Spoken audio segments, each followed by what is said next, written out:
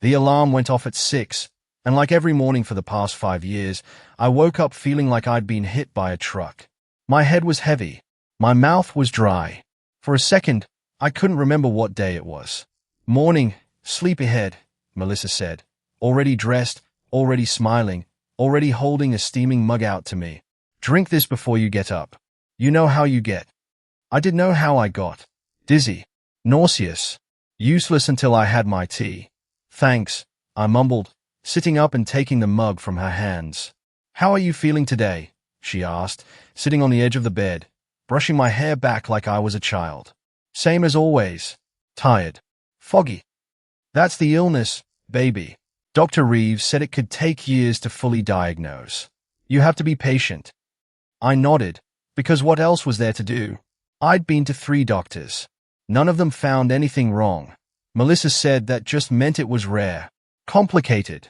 She said I was lucky to have her, because most wives wouldn't stick around for a husband who slept 12 hours a day and still woke up exhausted. She was right about that, wasn't she? I took a sip of the tea. Bitter, like always. She said it was an herbal blend for my nerves. I made eggs, she said, standing up. Come down when you're ready. I sat there for a moment, staring at the mug, at the swirl of steam rising off it. Something in me, some small, buried part, whispered that I hated the taste. That I always had. But I drank it anyway. I always did. By the time I got downstairs, my sister Grace was already at the kitchen table, arms crossed, watching Melissa flip eggs like she was watching a stranger in her own house. Grace, didn't know you were coming by, I said. I texted you 3 times, she said. You didn't answer. Sorry, I've been tired.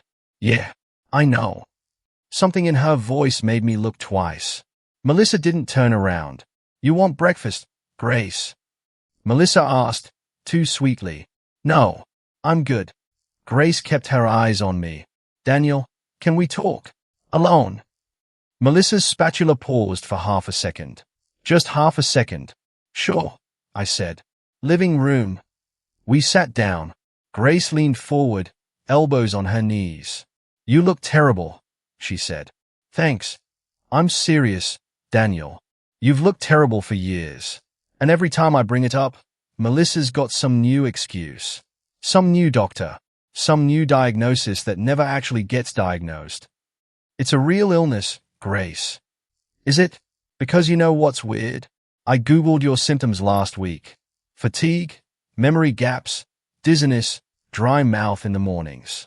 You know what came up? What? Sedative side effects. I laughed, but it came out wrong, too sharp. That's insane. Is it? Melissa's not. She wouldn't. I stopped. I didn't even know how to finish that sentence. I'm not saying she is, Grace said, softer now. I'm saying something's not right, and I love you too much to keep pretending I don't see it. Breakfast is ready, Melissa called from the kitchen, her voice bright and cheerful, like she hadn't heard a word. Grace stood up first.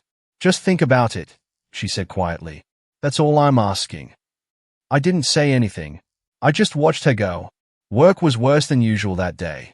I sat at my desk staring at blueprints I couldn't focus on, my hands trembling slightly, my vision swimming at the edges. My boss, Rick, stopped by around 11. Daniel, you good? Yeah, just tired. You're always tired, he said, not unkindly. You've been like this for years, man. I'm worried about you. I'm handling it. Are you? Because from where I'm standing, it doesn't look like it's getting better. It looks like it's getting worse. I opened my mouth to argue, and that's when the room started to tilt. Rick, I don't remember hitting the floor. I remember voices, far away and muffled, like I was underwater.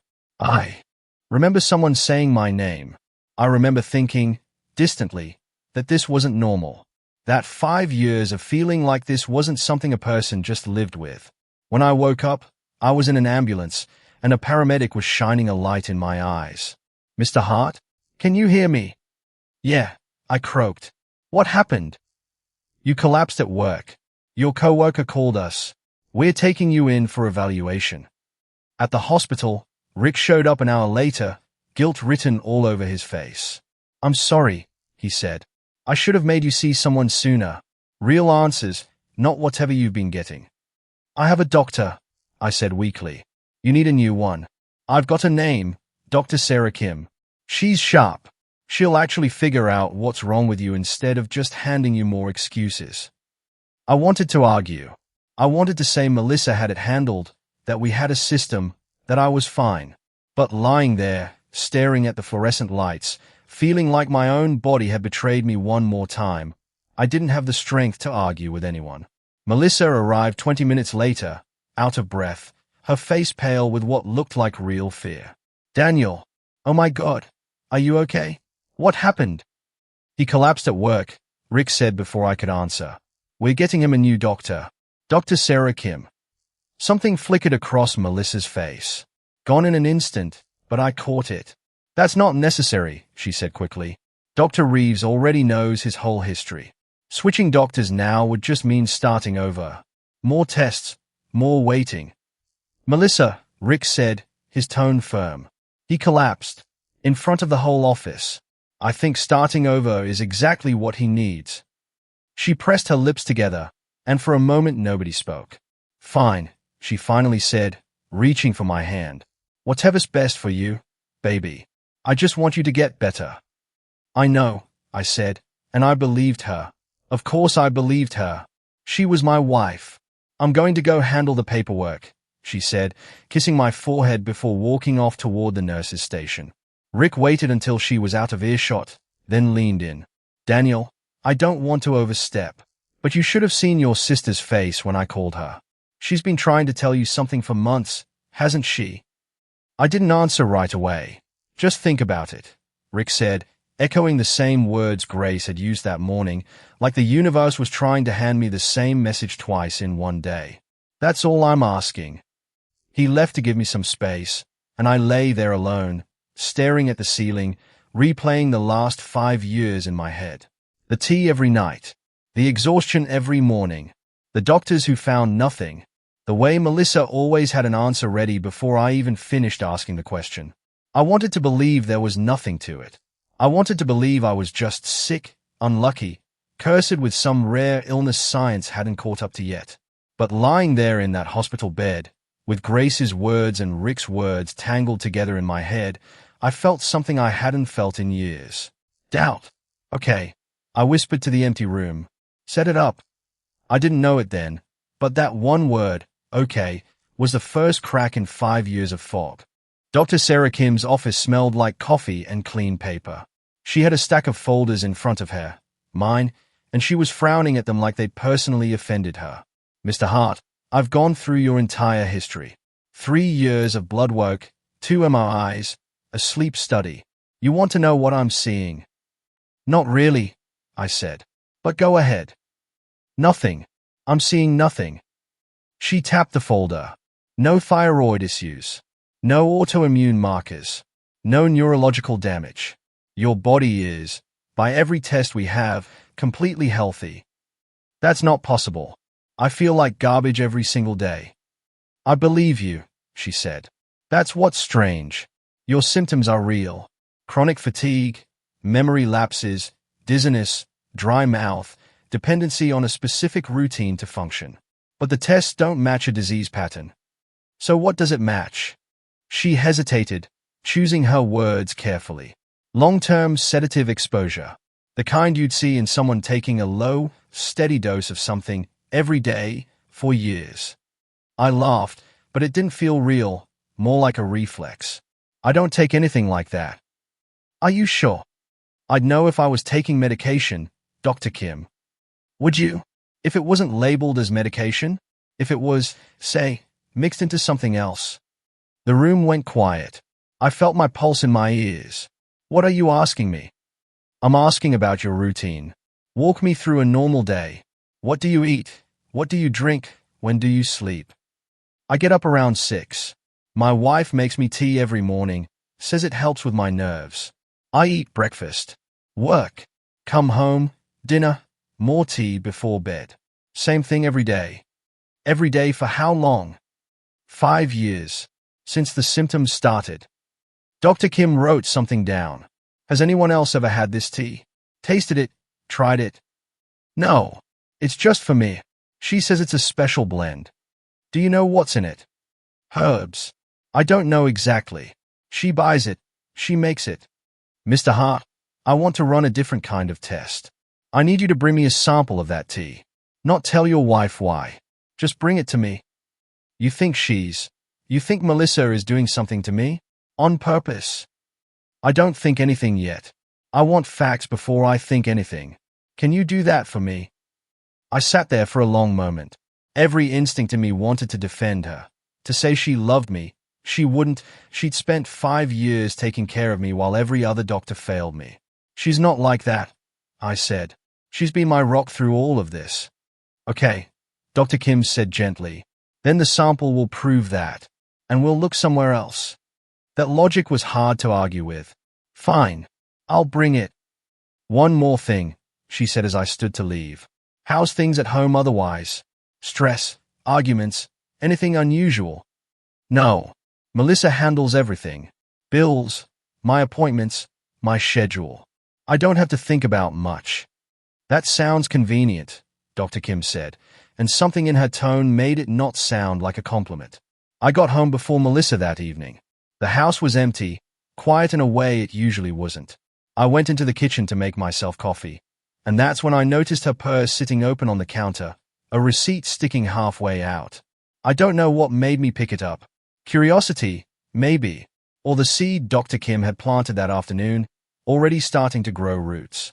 It was from a pharmacy 2 towns over, one we never used. A prescription, not in my name, in hers, but for a sedative I recognized from the list Dr. Kim had rattled off an hour earlier. My hands went cold. I heard her car pull into the driveway and shove the receipt back where I'd found it, my heart pounding like I'd done something wrong instead of her. Hey, baby, Melissa said, breezing in, dropping her keys on the counter. How'd the appointment go? Fine, I said carefully. She ran some tests. Wants a few more. More tests, Melissa sighed. I swear, these doctors just want your money. Yeah, I said. Maybe. She kissed my cheek and started unpacking groceries, humming to herself, completely at ease. I watched her, this woman I'd shared a bed with for 5 years, and for the first time, I didn't recognize her at all. I ran into an old friend today, she said casually, not looking up from the fridge. You remember Ryan Cole? My chest tightened. Ryan? Haven't heard that name in years. Is back in town. Asked about you. Actually, said we should all get dinner sometime. Sure, I said, my voice flat. Sounds good. He looked good, she added, almost to herself. Barely changed. When did you see him? Just for coffee. Ran into him downtown. Small world, I said. Small world, she agreed, smiling too easily, like the words cost her nothing. I didn't tell her I'd seen his name in my phone that morning, in a text thread I wasn't supposed to see, sent to a number saved only as R. I didn't tell her the message had said same place, same time, and nothing else. I didn't tell her about the receipt. I just stood there in my own kitchen, smiling at my wife, feeling the fog in my head clear just a little more, and understanding, for the first time in 5 years, that something was very, very wrong. Later that night, after Melissa had gone up to bed, I called Grace from the garage, my voice barely above a whisper. Hey, it's late, Grace said. Everything okay? I need to ask you something, and I need you to be honest with me. Always, Does the name Ryan Cole mean anything to you? There was a pause on the other end, long enough that I knew the answer before she said a word. Why are you asking me that? Grace. I didn't want to be the one to tell you, she said finally. I saw them together at a restaurant downtown, months ago. I told myself it was nothing, old friends catching up. I didn't want to start something without proof. You knew and you didn't say anything. I didn't know anything, Daniel. I saw something and I hoped I was wrong. What's going on? Why are you asking now? I told her about Dr. Kim, about the tea, about the receipt still sitting in Melissa's purse upstairs like nothing had happened. Grace went quiet again, and when she spoke, her voice had lost all its usual sharpness. Daniel, I need you to be careful. If even half of this is true, she's not going to let you just walk away and figure it out on your own. I know. Do you? Because 5 minutes ago you were defending her to a doctor. I'm not defending her anymore, I said, and I meant it. I just don't know what to do with what I'm seeing. Bring her the tea sample, Grace said. Let the doctor tell you what's true. Then decide. Okay, I said, echoing the same word I'd used at the hospital days earlier, except this time it didn't feel like surrender. It felt like the beginning of a plan. I poured the tea down the bathroom sink for the 4th night in a row, rinsed the mug, and set it by the bed like I'd finished every drop. Night, baby, Melissa said, already half asleep beside me. Night, I said, staring at the ceiling, waiting for the fog that never came. By the 3rd morning without it, I woke up before my alarm. Actually woke up, no heaviness behind my eyes, no dragging myself out of bed like I was underwater. I lay there for a full minute just noticing how strange it felt to feel normal. You're up early, Melissa said, surprised, when she found me already dressed in the kitchen. Slept well, I said. First time in a while. That's great, she said, but her eyes lingered on me a beat too long, like she was recalculating something. I met Grace for lunch that Thursday, and she noticed it before I even said anything. You look different, she said, studying my face across the table. Like actually different. When's the last time you looked this awake? I stopped drinking the tea. Her fork paused halfway to her mouth. And I feel like myself again. Clear. Sharp. I forgot what that felt like. Daniel. She set the fork down. I need to tell you something I've been sitting on for a long time. Okay. 3 years ago, I asked Melissa about the boutique's finances. Just casually, at a family dinner. And she got defensive in this weird, specific way, like I'd caught her doing something. I let it go because I didn't have proof of anything, and I didn't want to blow up your marriage over a feeling. What kind of defensive? She said the store was complicated and changed the subject. Then a month later she mentioned buying a second property. Some investment thing. You ever hear about that? No, I said slowly. Never. That's what worries me. If she's hiding money from you, and hiding a person from you, what else is she hiding? I sat with that for a moment, the noise of the restaurant fading into the background. I need proof, I said. Not feelings. Not suspicion. Proof. I know someone, Grace said. Tom Reyes. You remember him from college? The lawyer? He handles this kind of thing quietly. No paper trail back to you until you're ready. I can call him today. Do it, I said, before I lose my nerve. That night, I decided to test the water. Carefully. I wasn't ready to show my hand yet, but I needed to see her reaction. Melissa, can I ask you something? Of course, she said, folding laundry on the bed, not looking up.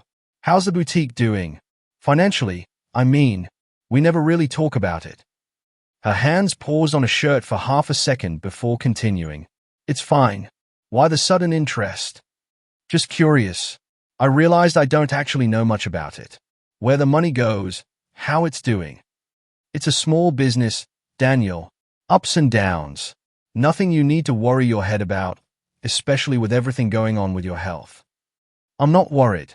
Just curious. Well, don't be. I handle it.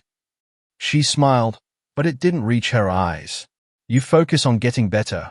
That's enough for you to manage right now. Right, I said. Of course. Is this about what Grace said to you? At lunch? My stomach dropped. How do you know I had lunch with Grace? She's your sister. You have lunch with her sometimes. I'm not accusing you of anything. I'm just asking. It was smooth. Too smooth. The kind of deflection that comes from years of practice, not from innocence. It's not about anything, I said. I was just making conversation. Okay, she said, folding the last shirt and setting the basket aside. I love you. You know that, right? Everything I do for us. I know, I said, and hated myself a little for how easily the lie came out. She reached over and squeezed my hand, and I let her, even though every instinct in my body wanted to pull away. I lay awake long after she'd fallen asleep, staring at the dark ceiling, replaying her answers in my head. Every word had been technically true, or close enough to it. The boutique had ups and downs. She did handle it. She did love me, in whatever version of love this was. But none of it had actually answered my question, and I was starting to understand that was exactly the point. Tom called me the next morning before I'd even left for work. "Daniel," Grace filled me in. "I want to be straight with you before I agree to anything. If I find something, there's no undoing it. You sure you want to go down this road?" "I'm sure," I said. "I need to know the truth. Whatever it is." "All right. I'll need access to whatever financial records you can get your hands on without raising flags. Bank statements, tax filings, anything with the boutique's name on it. Can you manage that?" "I can try. She keeps most of it locked in her office." "Do what you can safely.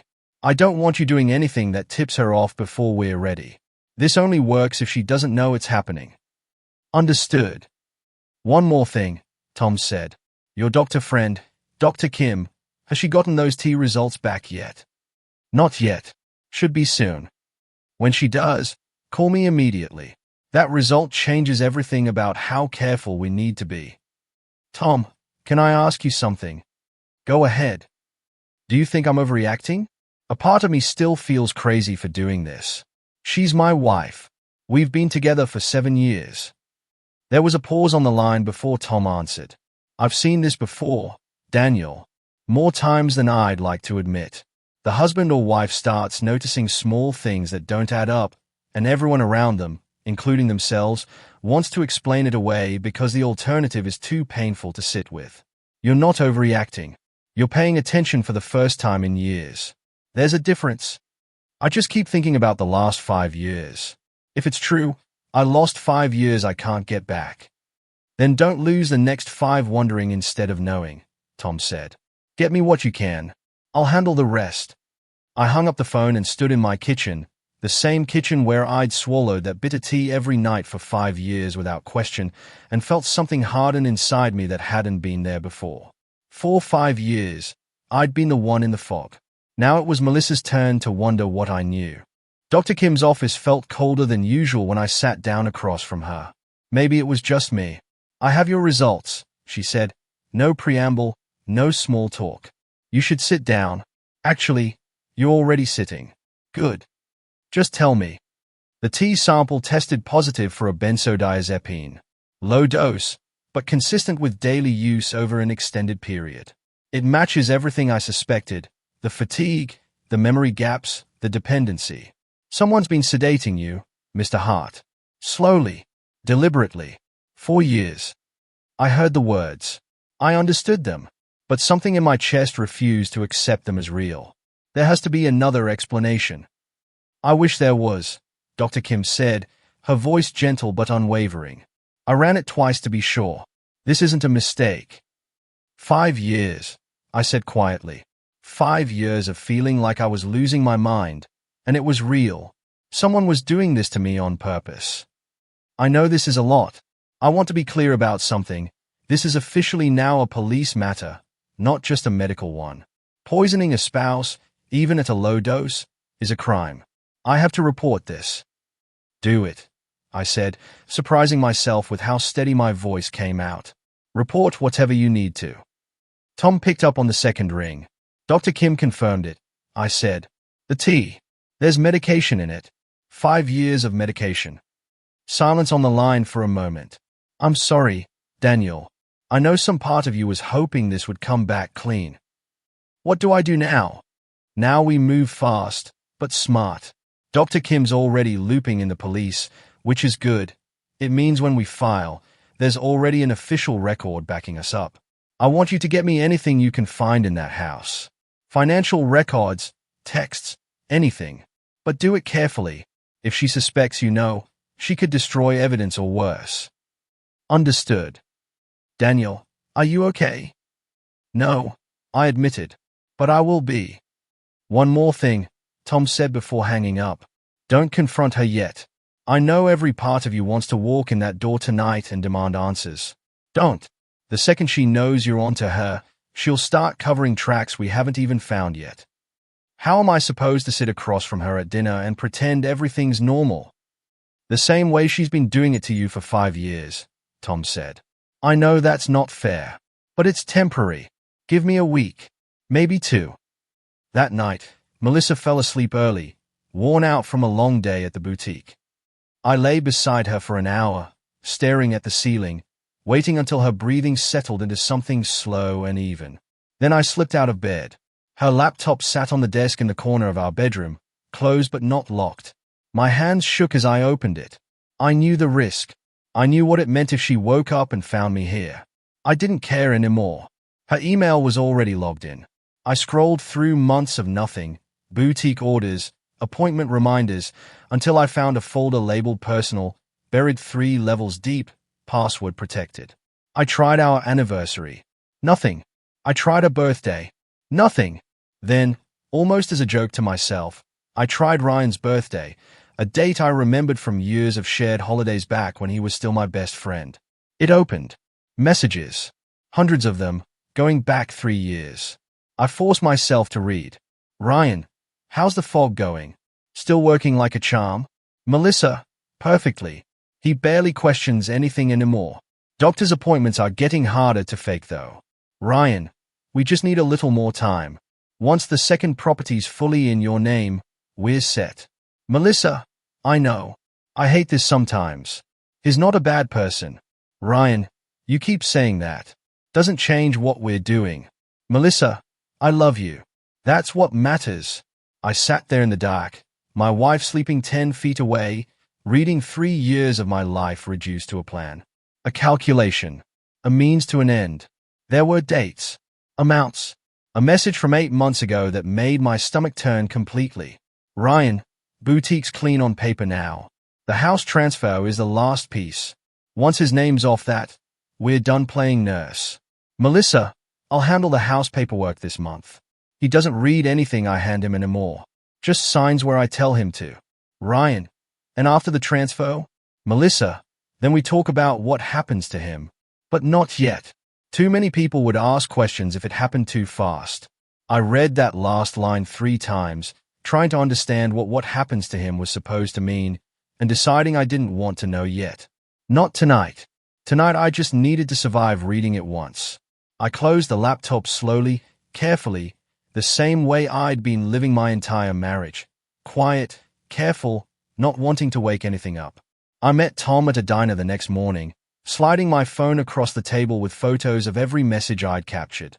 Tom read through them in silence, his jaw tightening with every scroll. This is worse than I thought, he finally said.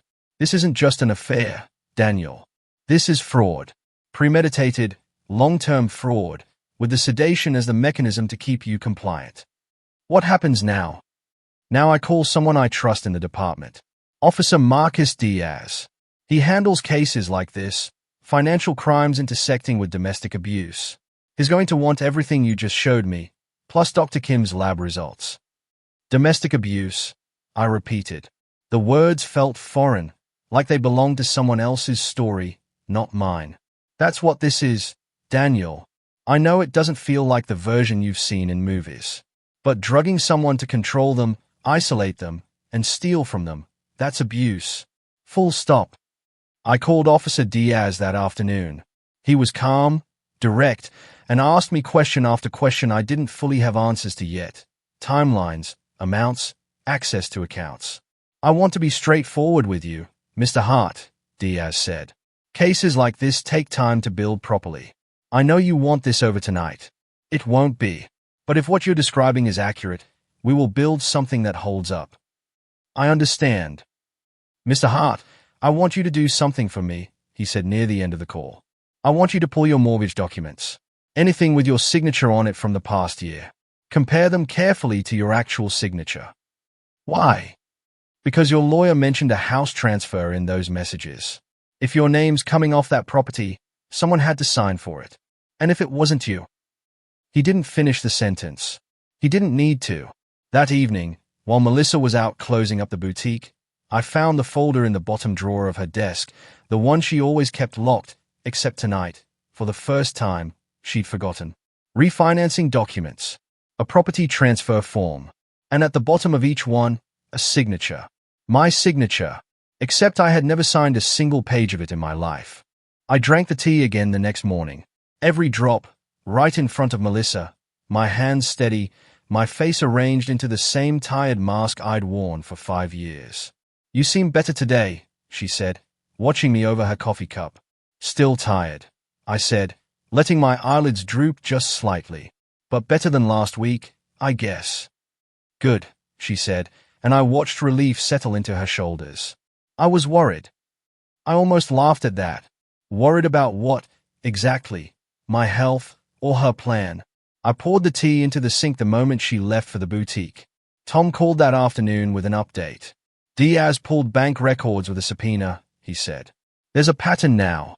Withdrawals from your joint account, small enough not to trigger alerts, moved into an account under the boutique's name, then out again to somewhere we're still tracing. Been happening monthly for almost 3 years. 3 years, I repeated, even before the text started getting serious. Looks that way. Diaz wants to talk to people close to her. Employees, family, anyone who might confirm the timeline without knowing what they are confirming. My mother-in-law's hosting dinner Sunday," I said. "Whole family's going to be there." "Perfect," Tom said. "Just be yourself." Foggy, tired Daniel. Let people talk. Linda Park's dining room smelled like roast chicken and old candles, the same as every family dinner for the past 7 years. I sat across from Melissa's mother, playing with my fork, letting my responses come slow and thick, the way they used to before I stopped drinking the tea. "Daniel, honey, you look pale," Linda said. "Is the treatment helping at all?" "Some days," I said. "Better than others." "I remember when this all started," she said, shaking her head. "Right around the time Melissa opened the second location for the boutique. I told her, don't overextend yourself, taking care of a sick husband and running 2 stores. She insisted she could handle both." My fork stopped moving. "Second location? I didn't know there was a second location." Melissa's face went tight across the table. "Mom, that fell through, remember? We talked about it and decided against it." "Did we?" Linda frowned, genuinely confused. "I thought you told me it was up and running. You showed me photos." "You're misremembering," Melissa said, a little too fast, a little too firm. "It never opened." "I could have sworn." "Mom, it never opened." Linda looked between us, sensing the tension without understanding it, and let the subject drop the way people do at family dinners when something feels wrong but nobody wants to name it. I said nothing. I didn't have to. I just filed the timeline away, a second location that existed in photographs and conversations with her mother 5 years ago, right when my symptoms started, and didn't exist anywhere in the records Tom had pulled. Another business. Another place for money to move through. I told Tom about the second boutique the next morning, and he was quiet for a long moment. "That's the missing piece," he said. "If there was a second location that never got reported, never got taxed, never showed up anywhere official, that's exactly where 3 years of skimmed money could disappear into. How do we prove it existed?" We asked someone who worked there. "Does she have any employees at the current boutique who've been with her a long time?" "Nina," I said. "Her assistant. Been there almost 4 years. Diaz can bring her in for questioning, low-key, framed as routine business inquiry. People talk more than they think when they don't realize what they're actually being asked." Nina met with Officer Diaz 2 days later. Tom called me right after. "Nina confirmed it," Tom said. "There was a second location, briefly, about 5 years ago. She said Melissa closed it fast and told everyone it didn't work out. But Nina remembers helping move inventory out in the middle of the night, not through normal channels. She also mentioned Ryan being involved in the store's books before he and Melissa ever officially reconnected, according to Melissa's own story. So the affair didn't start when Melissa said it did. Doesn't look like it. Nina says Ryan was around the business as early as 6 years ago, before your symptoms even started. 6 years, not 5. The timeline kept stretching backward, further than I'd let myself imagine. "There's something else," Tom said. "Nina mentioned Melissa's been unusually anxious this past week, asking questions about whether anyone's been poking around the finances. She's not stupid, Daniel. She might be sensing something's off." She underestimates me, I said. She always has. 5 years of watching me be too foggy to notice anything. She doesn't think I'm capable of this. Good, Tom said. Let her keep thinking that a little longer. We're close. Diaz says we have enough for the fraud angle already, and the poisoning charge is solid on its own. We just need a few more days to make sure nothing falls apart when this goes public.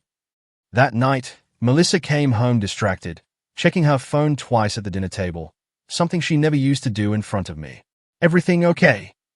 I asked, playing my part, letting my voice come out slow and unbothered. Fine, she said, too quickly. Just work stuff. You seem stressed lately. I'm fine, Daniel. She set her phone face down on the table, a little too hard. Why does everyone keep asking me that? Everyone. My mother. Nina. You. She rubbed her temple. I guess I'm just tired. You could talk to me about it, I said, watching her carefully. If something's wrong. For a moment, something flickered across her face. Fear, maybe, or the closest thing to guilt she was capable of. There's nothing wrong, she said, standing to clear the plates. I promise. Everything's fine. I watched her walk to the kitchen, her shoulders tighter than I'd ever seen them, and understood that the ground beneath her was already starting to shift, even if she couldn't name why. Soon, I thought. Soon she'll understand exactly why. I just had to hold the fog a little longer. Tom called me late that night, after Melissa had gone up to bed. Diaz wants to move within the week, he said.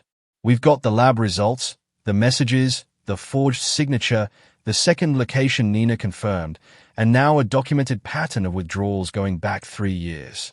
That's more than enough to file. What happens when you file?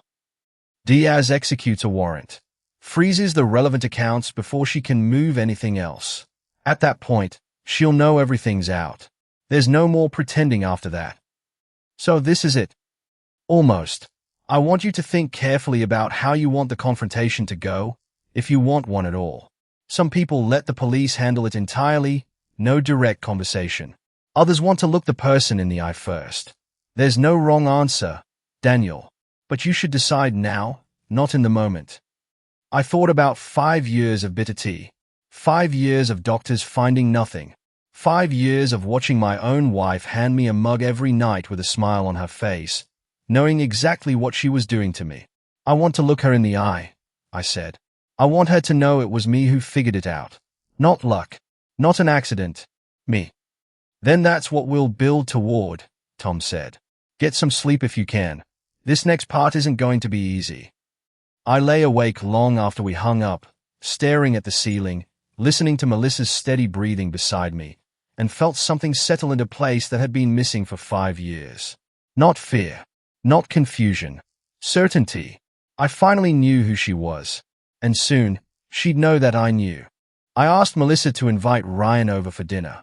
Told her I wanted to finally meet the old friend she kept mentioning, make things less awkward for everyone. She hesitated for exactly 1 second before agreeing, and I understood then that some part of her already sensed the ground shifting, even if she couldn't name why. Tom and Diaz were parked 2 houses down when Ryan's car pulled into the driveway. You ready? Tom had asked me an hour earlier. I've been ready for 5 years, I said. I just didn't know it.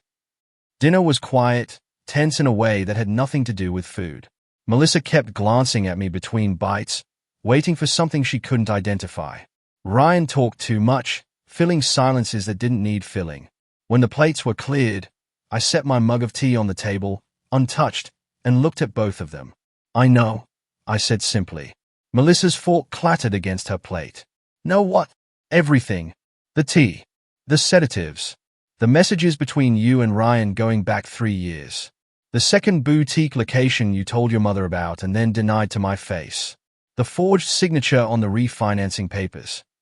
The color drained from Melissa's face in real time. Ryan sat frozen, his fork halfway to his mouth. Daniel, I don't know what you're talking about. Don't, I said, still calm, still quiet. Don't do that. Not tonight. I've spent 5 years believing every word you've told me. I'm done. Melissa, Ryan said, his voice tight. What is he talking about? Nothing. He's confused. It's the medication. He gets confused. There is no medication, I said. There never was an illness. Just a tea you made me every night for 5 years, laced with just enough sedative to keep me tired, forgetful, and easy to control. Dr. Kim confirmed it. Officer Diaz has the lab results. Officer Diaz. Melissa's voice cracked on the name. He's been building this case for weeks, I said. The withdrawals from our joint account. The second boutique that funneled money nobody ever taxed. The house transfer you forged my signature on. Nina told him about the store. Your own mother confirmed the timeline without even realizing what she was confirming. You've been investigating me, Melissa said, something between disbelief and fury crossing her face. This whole time, you've been clear-headed, I said. For the first time in 5 years. You should be more careful about what you say to a man you assume is too foggy to understand it. Ryan pushed his chair back. I need to go. Ryan, Melissa said, panic creeping into her voice. Don't you dare walk out of here. I told you this was too much, Ryan said, already backing toward the door. I told you the drugging was too far. I never should have gotten involved in that part. You knew. I asked him, and something in my chest went cold at his silence. You knew the whole time and said nothing. Ryan didn't answer. He didn't need to. That's when the knock came at the door. Officer Diaz stood on the porch with 2 other officers behind him, a warrant in his hand.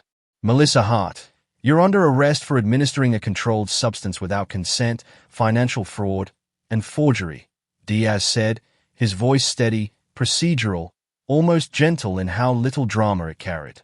You have the right to remain silent.